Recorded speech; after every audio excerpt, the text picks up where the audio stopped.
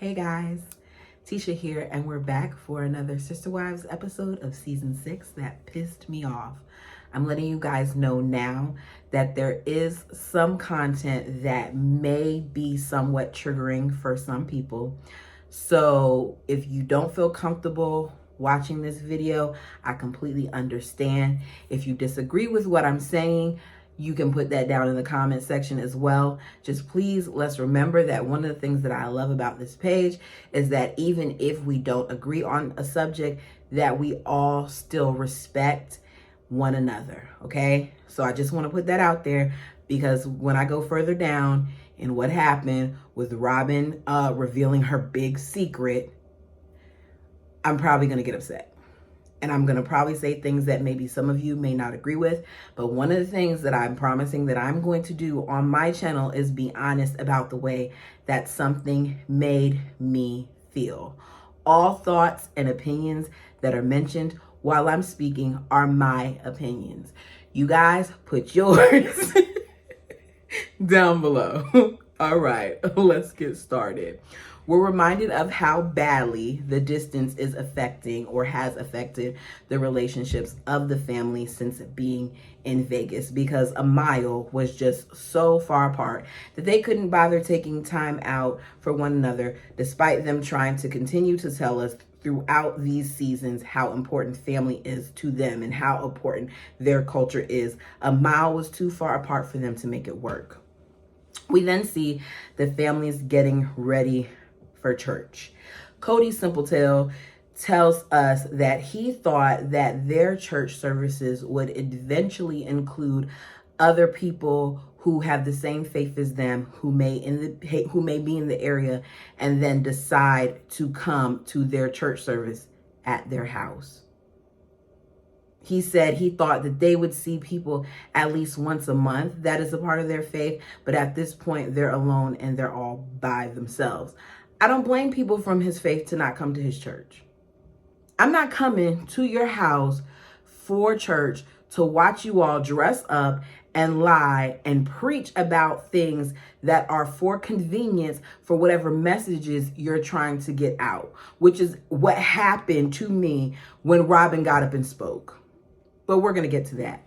Christine says that the kids don't really care for church, and neither does she. We see the kids on their phones. We see the kids slouching. We see Cody telling them from now on, don't bring their phones to church and for them to be engaged. But they're not enjoying church. It's become a chore. Now, even though Christine doesn't like the church that they have, we see her at the front because Cody asked her to do so. They're all supposed to take turns talking about, different things. And we then see Robyn come up to give a lesson on purity, because according to Cody, the teens are dating age and he's concerned. And he thought that she'd be the right person to do this and to tell her testimony. Robyn lets us know that, she's scared, but she's going to talk to the kids and us and America, keep that in mind, about the biggest mistake she's ever made in her life. Cue the waterworks now. Just cue them. Cue them. The bird lets us know while she's sitting by Cody that unlike the rest of us, she was heavily chased when she was young. Because, she's Diesel Jean model and everybody just wanted a piece of her. She was the good girl. She was chased so much so that it made her begin to question her faith. I don't understand how people being attracted to you could make you be questioning to your faith. Because then she later talks about how there was some problems with the polygamous marriage that made her question her faith. So we hear about the different ways that she questioned her faith, and part of that was the guys. She says she felt like she was missing out by not touching and not being physical and not having sex. She didn't say sex. That's not what she called it. She said not doing things. So basically what happened was when she turned 19, she decided she was going to be bad and she left home. We then hear her in the Robyn voice. I took my purity and I gave it to someone who they begged for it and they begged for it and they begged for it and I just gave it away. Then after I gave it away, he didn't respect it. Her dramatic ass then takes a locket that she's holding and drops it and says he throw it to the ground. This is how he threw it to the ground, and she throws it on the ground, and of course the locket opens up. And as she's doing this, I can feel myself getting highly upset because I see what she's suggesting. I see what she's trying to say without saying, and I don't like it. The way that she's saying this, the way that she's trying to talk about this, the way that she's presenting this makes me livid because I feel like she's trying to say that she was SA in a way without coming out and saying it. Because the way she approached it, it was real slick. You want to talk to your children about intimacy, then do that. But this pity party that the bird is throwing for herself for having premarital sex is between her and God. Do not change the narrative and make it seem like it was something that was taken away from you when there are people out there who have actually experienced it being taken away from them. Ooh, I feel myself shaking. It's insulting. It's infuriating. It's so vile that that's what she did in this moment. And you all can correct me if I'm wrong, but that is the feeling that I gathered from the way that she spoke of this. Guess what? I had sex before marriage too, as evident by my 16-year-old son. Right? So even though at that time, the way that I was raised was very similar in the aspect of you're supposed to wait till marriage, that you're not supposed to give yourself to anyone, that it's something that you're supposed to save for later, all these other things. And if you do it, it's just this huge sin. So in that moment, after it all happened, did I feel bad? Yeah, I felt bad. But I took that up with whom I believed my creator was, and I left it at that. I left it at that. I forgave myself at that time because I felt like I needed to be forgiven, but it wasn't a thing where I resented myself until I got divorced from the person that I did this with, because that's the way that she presented this. My son is 16. And I've had several talks with him about sex. You know what I told him? I told him that I'd rather him wait until he is in love and he's ready for the emotions and the responsibilities that come with it. So her standing up there crying, guilting, because that's what it was, those children into feeling sorry for her naive ass is despicable. She got pregnant and then she got married. Then supposedly she found someone else who she was referring to in this little Prince Charming story that is Cody, and she fell in love with him. And she feels like she was supposed to be with him. And she had to tell him sorry because she gave her purity away to someone else when it should have been hers. I'm sorry. Why are you saying that you're sorry for giving your purity away? You married the man and you had 3 children with him. That wasn't an instance for you to say, I'm sorry I gave my purity away. You got married and you had kids.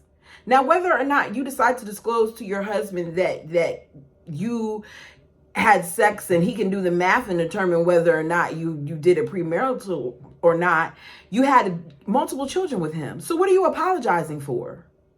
This is the stuff that I'm talking about that makes me mad. You're making it sound like it's an effing bedtime story by saying there was this girl who this and there was this girl who this and there was this girl. No, you might as well say it's you. If it's your testimony, then say it was you.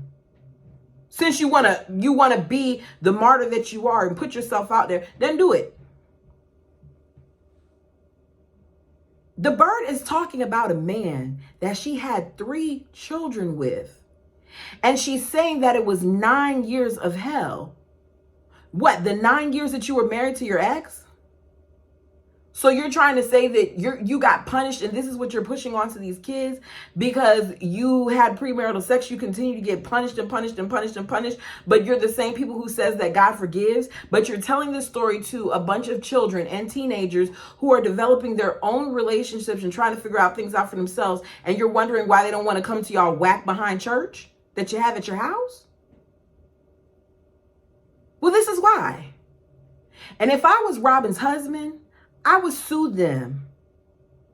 I would sue Robyn, the goblin, as Queen calls her. I can't remember. Queen G, I think it is.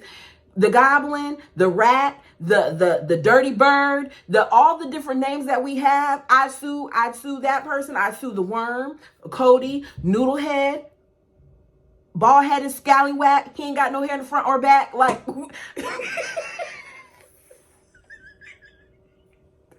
That's so dumb. I don't know why I went there. The point is, I would sue them because how dare you try to make it seem like this was something that it wasn't. The two of you agreed to have relations. He didn't take it from you, but you're presenting it like he kind of took it from you. She tells us that she tried really, really hard to love him, but basically she felt bad about what she did and she married him out of obligation, not love. And she made a promise to God to tell her story, not to expose herself, but because it helps other kids. How does it help other kids? How? Cody then tells us about how when Robyn sat down with the family before they got married, she told her story to the family. And I'm sitting here like, so the wives really sat down and believed this? If they did, they're dumb as hell. If you believe this story that she's giving you, you're more naive than I thought. She then says that she believes that her and Cody were supposed to always be with each other from day one, and sleeping with her husband, sleeping with the father of her children, sleeping with the first boy that she ever kissed, sleeping with this man who just took her away from her faith, changed all of that. And is the reason why it took so many years for them to find one another. I hate them. I do. Because if you can go this far, if you can go this low, you're more than willing to do anything. Hunter says Robyn is right in saying that she feels like for her, you should wait to have sex until marriage. But he does not feel like there's anything wrong with it if they're in a committed relationship and it's with someone that you love. At this time, Hunter is a teenager, and he's saying this. Good for Hunter. And I'm not saying there's anything wrong with waiting until marriage, but I'm glad he did not allow for Robyn's manipulative ways to change his thoughts on it. Of course, we know that Leon said that you should wait till marriage. Then after this heavy talk where the goblin, the dirty bird, the rat, the wench, the hoe, the trick, the bum, the leech.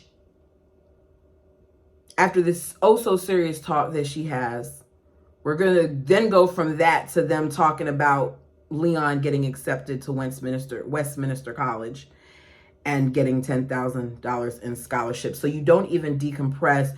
You don't even have further discussion with the teens about it. We're just going to, act like we had this really, really heavy topic. And then we're going to transition from that really, really heavy topic. And we're going to talk about college and money. Make it make sense. Did TLC cut out a major part, or is this what really happened? Because extremely uncomfortable after that scene. I had to put the stuff on pause more than once because I was like, oh my God. Meanwhile, they're acting like, okay, she said it. Now we can get back to, the rest of the day. Church is over with. Let's go. I hope that they took the time. I hope that the mothers took the time to have individual talks with their teenagers about the situation, because it didn't make me feel good with what she's saying. Y'all let me know in the comments. Maybe I'm taking it too seriously. Maybe it's not what I'm thinking, but I feel like she was alluding to the fact that she was forced into it versus the fact that she chose to do it. Her wording and the way she put it, it didn't rub me right. We find out that the family at this point has been in Vegas for 2 years, and they're going to celebrate by burying a time capsule. Janelle says they're having this big family event, and it feels like things are finally where they are supposed to be. These people lied about everything. They were not seeing each other regularly. They were not having family dinners once a week. They were not going to the multiple events that we saw them doing in the beginning, where they were doing honorable ceremonies and graduations and parent-teacher conferences. They weren't continuing to do this throughout these 2 years with these different kids. They only were doing it when they were filming. Because why do we keep hearing about how you guys were so separated and so far apart and you didn't really see each other and all these other things if you were actively working on the foundation of the family? You were not. We see all the kids grabbing stuff that they're going to put in the time capsule and take out of the ground. And we hear about how, Robyn's talking about this is her first time having a home and knowing that she's in 5 years that she'll still be in that home and all this other stuff. Yeah, y'all really thought that you were going to stay there, and that's really how it was being presented. You really didn't make it seem before like this was just a stop along the way. But then later on, you're going to tell us that you never planned on staying in Vegas and you always planned to be somewhere else later on. Yeah, right. That's not what it was. And we also know that in a few years, I can't remember how long they lived there, but you're going to eventually leave. And the time capsule is going to get dug up because y'all are going to leave and go to Flagstaff, where the family is going to be dismantled once again, but this time to what seems to me beyond repair. We see Cody digging the hole, complaining about digging the hole and his sons not helping him when this is the time capsule that he wanted. While doing this, as always, he picks the greatest time to talk to Mary about what her plans are in regards to a baby. Mary is like, we can talk about this, but when we do, I need you to be involved.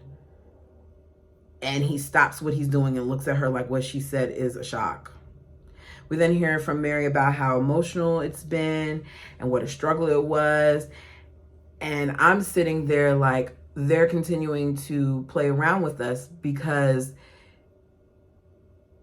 they told us, this came out of both Mary and Cody's mouth in a few episodes ago, they were struggling both before Robyn came into the family and before they came to Vegas, and them being in separate homes helped their relationship because they had more privacy to work out things, right?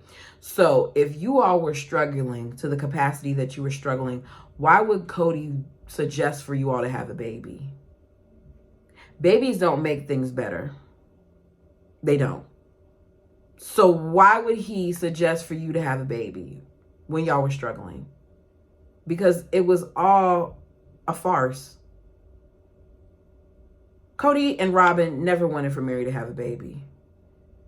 And if they're mortgage poor, how would they even be able to afford what it takes to have a baby through IVF?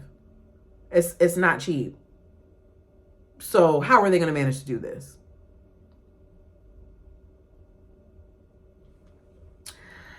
Overall, this episode was a throwaway episode to me. It was only 20 something minutes, so it wasn't like it was long. The bird telling that story was super cringy to me. I'm not saying that she did not have certain emotions based on what she did, but I don't like how it was presented. I don't like how you use that as a way to educate the teens. and tell them about the importance of purity. I think that it was told because you all, her and Cody, wanted us to view Robyn as the perpetual victim that she is and continue this narrative about how much trauma and how much she sacrificed for this family. I didn't like it. It's kind of the reason why I sped through it, and it really irritated me. You all let me know your thoughts down below. We're still on the road to 400. Hoping to get there by the end of the week. We'll see what happens. Until next time.